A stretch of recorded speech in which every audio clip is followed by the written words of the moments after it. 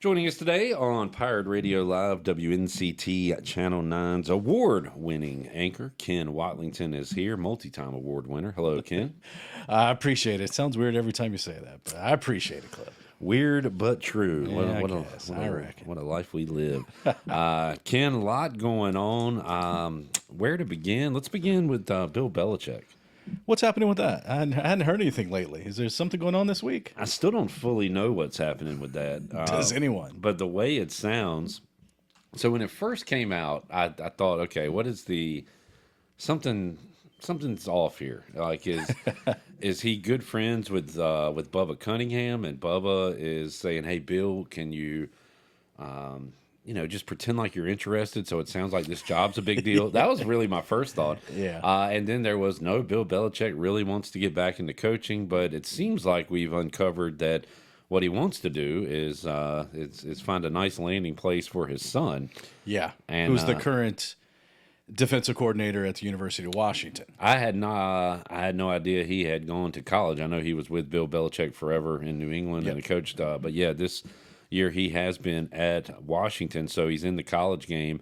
And now, and I haven't looked at it much today, but I know the latest I saw, Belichick said, yeah, I will take the job. Here's 400 pages of documents that you also need to agree to for me to take this job. So where are we right now on this? It's been a lot of back and forth and he said, she said type stuff. But as of about 1 o'clock this afternoon, there has been an emergency meeting of the Board of Trustees at UNC Chapel Hill called. And everyone thinks, that means it's a done deal. It's Bill Belichick. Well, come to find out, we're not really sure why this meeting's being called. And it might be to elevate the interim women's soccer coach who just won the national championship a couple of days ago to the full-time head coach. And it might just be for football and not football. Okay. There TBD. All right. So we're still... what are your thoughts on Belichick coaching college football in 2024? You remember back when Mike Houston got fired and he had me on the show, well, who's your pick to lead ECU? I was like, it's got to be Belichick or Saban. Yeah, just clear joke. Nobody thought Belichick or Saban's going to coach college football now or in the future. Well, dang if Carolina didn't try and go and do it. Let's go for it. So what do you have to lose? Carolina hasn't won a conference championship since 1980. What were you doing in 1980? Nothing. You weren't born yet, Not right? existing. Exactly. It's been a long time. And has Carolina had relevancy? Sure. They were top 10 just last season, number 3 pick in the NFL draft. So they've been, kind of knocking on the door like, hey, we want to play. Well, here's a chance for you to become a player. Well, I'm sure you've heard it, kid. It goes to crap and you start all over, which, they do every 5 or 6 years anyway. You've heard the sleeping giant term with them all the time, forever. 30 years now, 30 plus years. So that giant is not awoken yet. Who knows if it will. Nice on a day like today, nice little snooze. Of course, my other thought at the beginning was, can Bill Belichick connect with these kids and then everything? And then you see pictures of his girlfriend. Yeah, you see like, that. Okay. Everybody's sharing that. I think he can recruit the young talent. Yeah. But with the NIL, I guess it's more like pro football than it's ever been. Yeah. So and maybe he can figure it out. Supposedly in this 400-page Bible, they're calling it, he's got, the coaches are going to coach, and then there's this other part of the staff is going to do all the NIL and the recruiting. And, I mean, ideally, he's got it laid out to a T and to what he thinks can be successful at the FBS Power 4 level. I am, if nothing else, intrigued. Got their names in the headlines. I mean, it's been ESPN.com, first take the last couple of mornings. It's been, they're talking about Carolina football in December. That doesn't happen often. So it's for the university, for our state as a whole, it's good publicity, right? We'll get to see. Yeah, those David Glenn and those folks asking Bill Belichick questions and him not answering it will be fantastic. I got a better one. Imagine Carolina press conference. Tar Heels lose on a late blunder. Josh Graham steps to the mic to ask Bill Belichick a question. I can't wait. God love you, Josh, but I can't wait. I was going to bring him up, but I didn't want to say his name. I thought he might appear. Show up in the empty chair over here. I'm not answering that question. I'm not answering that question from that guy. We're moving on to Virginia Tech. So that is out there. I'll ask John Gilbert today. Should he have tried to hire Bill Belichick? How did you just not like the 400-page guy and you just decided to go in a different direction? Could change our. We'll do our in-state coach rankings, coach hires when that comes out. I mean, in a few weeks. I'll still take Blake. Blake Harrell and the Pirates will be taking on NC State. They'll have to leave the state to do it, head north a little bit to Annapolis, Maryland. But what's your take on that, Ken? I still have PTSD from the Military Bowl 3 years ago, where I drove up 95 in the middle of all that Northern Virginia, Maryland traffic. I pull into the parking lot of, what's it called, Marine Corps Navy Memorial Stadium, and I get the call that the game ECU you were Boston one College of the many is off. that happened to? Literally pulling in the parking lot of the stadium. And they're not playing. What? Holt Nailers told me earlier today he was going, and that made me nervous because last time he tried to go there and be a part of the game, but then he did get a bowl game the next year, and that worked out really well. So let's hope it's more like that. What an interesting trend here, Ken, of players instead of saying thank you, God's plan. With that being said, I'm leaving. Yeah. Now we're starting to see posts of I'm staying. It's that's the new trend. But you know what? I don't know if a lot of those on the ECU side today have been tweeted out, and the graphic all kind of similar. Yeah. Is that a conscious effort by the program to say, hey, like if you're staying, let's let people know, let's drum up some excitement. Absolutely. Because the portal can be discouraging if you're losing superstars and key pieces to your team. So if you're going to keep some guys, hey, let's drum up that excitement. Oh, well, our guys are staying, these guys are staying. Oh, we're going to be solid. And look, I've seen a lot of on Pirate Radio Live and on other posts. Why should we had a few of them yesterday. Why should I spend money to go to this bowl game when all the players are leaving? Wait, all the players aren't leaving. Nope. But I get your discouragement. So, yeah, like you said, this might be let's show folks that we're going to have a team. We do have Pirates that are bought in, and we literally bought these guys to keep them here. Let's put some good news out there. Put some good news out there. And also when guys opt out of the bowl game or they put themselves in the portal, it's a chance for some of the younger guys who you may not have heard of, but they've been working their butt off all season long to try to earn their spot and get some reps. And here's a chance for maybe the future of the program to step up. And you start hearing some names, maybe a couple years ago during the bowl game, some guys play and you're like, I never heard of this guy before. He's pretty good. Then the next year, a key piece of the team. So maybe that's another case that's going to happen this year. So I still love bowl games. I think they're awesome. It's at 40 and 14 days or what's the thing? It starts this weekend. It's already here. 40 bowls in 14 days, Ken, brought to you by Tub Thumpers Beverage House. Now, this is something you may be into. 623 Red Banks Road in Arlington Village. It's your one-stop shop for a unique selection of local brews, fine wines, and handcrafted meads. Tub Thumpers, your place to find the perfect drink for any occasion. Tub Thumpers, where your next favorite drink is waiting. So, Ken, you go in. You pick what you want, get you a variety, go home and watch these great bowl games. And this will not come as a surprise. I've been, checked them out. Pretty cool spot. Got some local beer there, and keep it local. Keep it local. Keep it fresh. And it's right by my house, so it's convenient. Come on. I'm all about convenience. All right. Well, Ken will be heading there Friday, December 20th and Monday, December 23rd when he's watching MAC bowl games. I love some MAC. Ken, I've got 2 MAC games for you to pick right now. Hopefully it's Bowling Green and Toledo. It's not. Okay, cool. It is the Cure Bowl. Those are the only 2 I know about. Well, I'm sure you've seen some Bobcats of Ohio action in your conference your past. Champs, yeah. They take on Jacksonville State, who was also in a conference championship and who won a conference championship. Conference USA. So this is a championship matchup. You got to love it. It's a play-in game for the playoff, right? No, not how that works. Ohio, Jacksonville State. Who you got, Ken? I'm going to go with the Bobcats. All right. From Athens, Ohio. ECU beat Ohio in the bowl game. Do you remember what former Major League Baseball player's son was starting at quarterback for Ohio? And I don't even remember the kid's name, but I know his dad was Mickey Tettleton.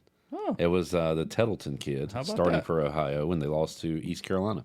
All right, we've also got, my team, Fresno State, in the Potato Bowl, taking on Northern Illinois, the Huskies. And listen, this might be one of the Huskies' last games as a member of MACtion, because there's more traction for Northern Illinois. That brings me no satisfaction. Which, if we can keep this going all day. Northern Illinois, which, as you can tell, is located in The northern part of Illinois, which is in the Midwest.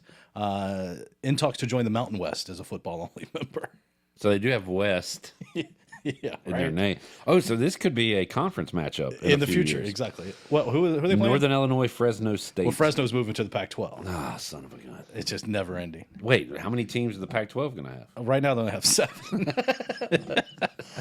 I love it. So they need. Well, they have 8 if you count Gonzaga. Gonzaga doesn't have football, so they need one more football playing member to become the Pac-12 8. If the old Pac-8, which was the Pac-10, I think Gonzaga should get a football team, and I bet they could be winning. I think UNCW should get a football team, but it ain't happening. Yeah. I think Gonzaga's got a little more money than Wilmington now. You got the Huskies or the Bulldogs in the Potato Bowl. I've actually covered a game at the Potato Bowl way back in 2008, 2009. You covered a Potato Bowl? Yeah, Bowling Green played. I should remember this. Bowling Green played somebody. They won. Jared, can you look up the Potato Bowl history? I got to know. I think they won, actually. Who Bowling All these Green games, was playing. I've been to a lot of random Bowling Green, Toledo, Maction games over the years. But I was definitely in Boise, Idaho, right around Christmas. I think it was cold. Are you just stalling because you're scared? I got Northern Illinois. Dagnabbit. They played Idaho in Idaho. Yeah. Idaho no longer in the FBS. That's correct. That's correct. Boy, it was a great game. They lost, right? Yeah. It was the best player you saw at Bowling Green. Freddie Barnes was a wide receiver on that team. Really good wide receiver. Played a little bit in the NFL. I'm sure I'm leaving somebody out, but Freddie Barnes was good. Ken, you follow ACC basketball. I do. Were you surprised at the SEC's dominance last week? Absolutely. Yeah. I mean, they got a lot of good teams. I mean, without a doubt. I said I didn't think it would be 14-2. Yeah, 2 or so years ago, it really caught my attention. Like this, the SEC is not just playing sports in the fall. They're doing it because they brought in some really big time coaches. Yep. And it has led to some big time programs. And now you've got, because I was an Arkansas fan when they had Muss Bus, and that thing derailed. That bus went off the road big time last year. It's in the ditch. Calipari goes there. Yeah. Mark Pope, which is wild, at Kentucky now. Like they've maintained, Bruce Pearl, what he's doing at Auburn, which was one of the teams that lost actually last week. Lost to Duke. Yep. But yeah, they've got a great collection of coaches and some really good teams down there. I think the ACC's really they got a long, hard look in the mirror. Besides Duke, how many of those teams are going to make the tournament? And right now, I couldn't tell you more than Duke. Yeah, because I'm very skeptical in North Carolina. Kevin Keats will be on the hot seat and win the tournament again and go back. And... I don't think Clemson's pretty good. I take my buddy Brad Brownell from the UNCW days. Clemson's in the top 20. They had a big win over Kentucky. Yeah. So maybe Clemson's that team that they made the Elite Eight last year, so it shouldn't come as a surprise. They got a couple of key pieces back, so maybe Clemson's a team that you can put in that upper echelon with Duke, but. Yeah, Carolina, it's just 5-4 on the season. Struggled to beat Georgia Tech the other night. And we've seen what they've done against top-tier teams this year in Alabama, Auburn, and Kansas. Although I'm interested to see how many losses will the – here's one for you too, Jared. I'll look it up. Don't worry. It might be tough to find. What is the most number of losses a champion has ever had, like a basketball champion? Like that Villanova team that upset Georgetown or whatever – but I think the champion this year, Ken, could have double 7 digits. to 8 to 10 losses or something. Yeah, that Villanova team back was at 85. Yeah. They didn't play as many games back then. True, so yeah. They might have had 8 losses, which seemed like a lot then. Today, 8 losses. Well, you might have that by the start of February. And in North Carolina's case, they really might. But it feels like there's no powerhouse this year, right? But, I mean, there's some good teams. And everybody, saw UConn over Thanksgiving week lose 3 straight games in 3 days. Well, they're done. Are they? No. You never know. They got a pretty good coach who's done it back to back. They had some key pieces kind of banged up a little bit. They'll get it going. They always do. Auburn does look good, but as you mentioned, they lost to Duke last week. Duke, young, inexperienced, but getting better minute by minute. Would you take a flyer on Duke to win the championship? Taking out personal biases? No, I can't do it. But they're good, super talented. Yeah, super talented. Still, jury's out on John Shire if he can take them to that level. But boy, he's been recruiting his butt off. So you get enough talent, eventually the pieces will, you think fall into place. ECU in action against North Alabama tonight. North Alabama, that's in Huntsville. Okay. Like Northern Illinois. I know it is in Northern Alabama. Do you know their mascot, their nickname? They're purple. I didn't know until yesterday. That's the only thing I knew about The them. Royals, maybe? No? Close, kind of. They are the Lions, which is royalty of the jungle, Exactly. if I remember correctly. Go see Mufasa. Yes, that's in theaters now. Not a sponsor, but I'm a big Lion King guy. You got anything, Jared? Oh, okay. He's just browsing his internet. He's efforting.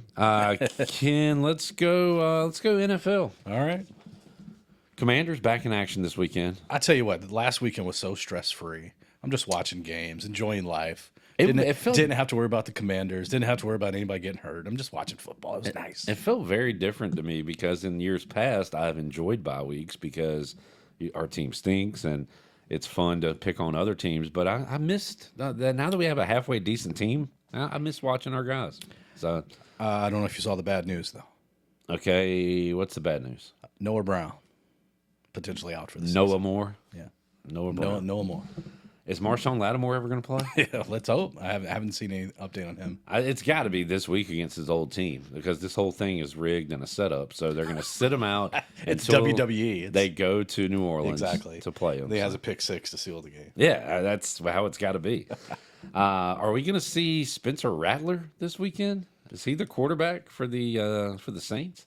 It's either him or Jake Hayner. Oh, and they picked up Ben DiNucci. Oh boy, we could get Ben DiNucci and DeVito starting in the same week.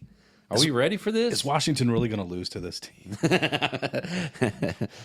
Commanders a pretty sizable favorite last time I looked. I want to say it was around a touchdown. So Speaking of favorites, did you see the Carolina Panthers yeah, are the favorites for the first time Oh, since the inaugural season? Not true, but for the first time in like over 2 years since right? they played at Clemson Memorial Stadium. Not only did I see that, Ken, I saw that and was able to give that news to Brian Bailey yes. and Brian Meador. I'm it sure gave they me loved so it. much satisfaction. Meador actually went head in hands and said, "Oh my God, this is where we are as a franchise."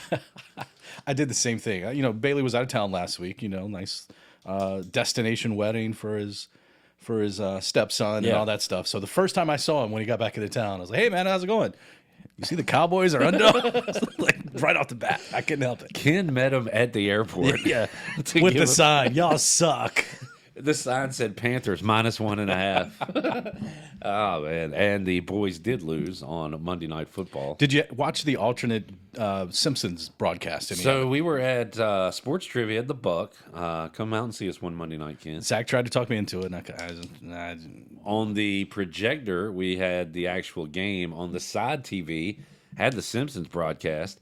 And I got to say, my old brain is just amazed at what technology can do now. it's phenomenal. Sure, it was a little delayed from the Yeah. actual game, but I mean, I don't know how they did it, but it was cool. I couldn't watch the whole thing that way, but I watched a good portion, maybe the whole second quarter that way. And I was like, this is pretty sweet. And if you're watching Bengals Cowboys, it's a comedy in itself. So you might as well throw in one of the best animated comedies. And who would of have all thought time. we'd be saying that after, how successful those two franchises have been the last couple of years? True. Yeah. The Bengals, I was going to say it's a head scratcher, but they just can't stop anybody defensively. They are unreal on offense. We saw that when they played Washington. Yep. It was just That up was and down the field. Jaden Daniels kind of coming out games like, we might have a guy. And luckily we scored enough because Burrow to Chase kept happening. It kept happening, and it's still happening.